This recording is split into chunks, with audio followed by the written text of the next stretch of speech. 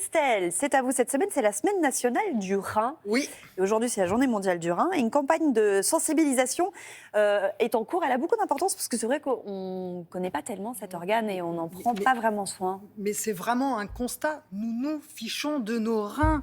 Personne ne connaît cet organe, très peu. Nous ne sommes pas concernés par le rein. Et pourtant, d'ailleurs, la dernière étude sur le sujet qui vient d'être réalisée confirme que pour la moitié des Français, le rein n'est pas essentiel au fonctionnement du corps humain. Ah oui. C'est vous dire, pour la moitié des Français, ce n'est pas important.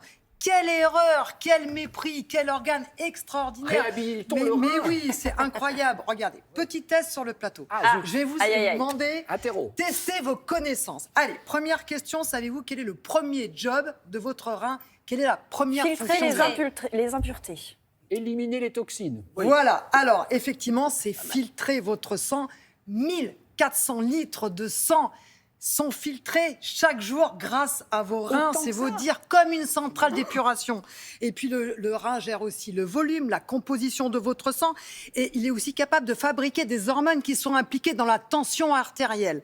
Ils sont si hauts sur notre corps, là? Mais oui, moi je pensais que c'était plus bas. Oui, là. non, quand on dit qu'on a mal au rein, on pense que c'est le bas du dos. Non, ils sont... Parce que le mal au rein, alors ça n'a rien... Quand on dit mal au rein, on confond avec les lombaires. Ce qui n'a absolument rien à voir quand même. Hein. Quand on dit mal au rein, c'est bon. Donc, après, bref, quand on a c'est vraiment une mal au rein, on le sent passer. Voilà, en fait, le problème du rein, c'est qu'on ne le sent jamais. On n'a jamais mal au rein. Résultat, 6 millions de personnes sont concernées dans notre pays par un problème, une maladie rénale. Et pour la très grande majorité de ces 6 millions de personnes, ils ne sont pas au courant de l'état de leur rein. Ils ne savent pas. D'où cette leur chronique maladie. ce matin. Allez, deuxième question. Quel est le premier ennemi de votre rein? Premier ennemi, ce qui vraiment... L'hypertension. Alors, l'hypertension, c'est un ennemi, c'est bon absolument. C'est vraiment, on en parlera après. La première, c'est l'automédication.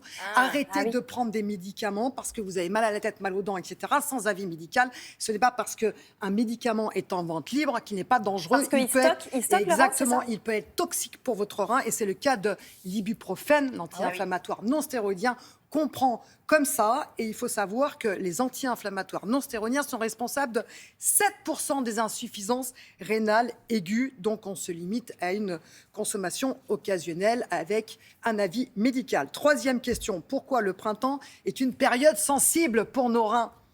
Parce qu'on sort de l'hiver et que les reins ont été très sollicités. Non, c'est parce qu'on veut maigrir et parce qu'on achète des tisanes et parce qu'on achète des médicaments, parce qu'on achète des laxatifs qui sont et des diurétiques qui sont très dangereux pour votre rein. Pas de tisanes que l'on trouve sur Internet qui ne sont pas agréées en Europe. Ça, c'est vraiment un gros problème. Quatrième question. Boire, c'est très important. Quatrième question. Quels sont les régimes particulièrement dangereux pour vos reins, puisqu'on reste sur à mon avis, quand on mange trop de viande hyperprotéinée... C'est le régime du camp. C'était une catastrophe pour les reins. C'est-à-dire qu'il y a des gens qui ont vraiment...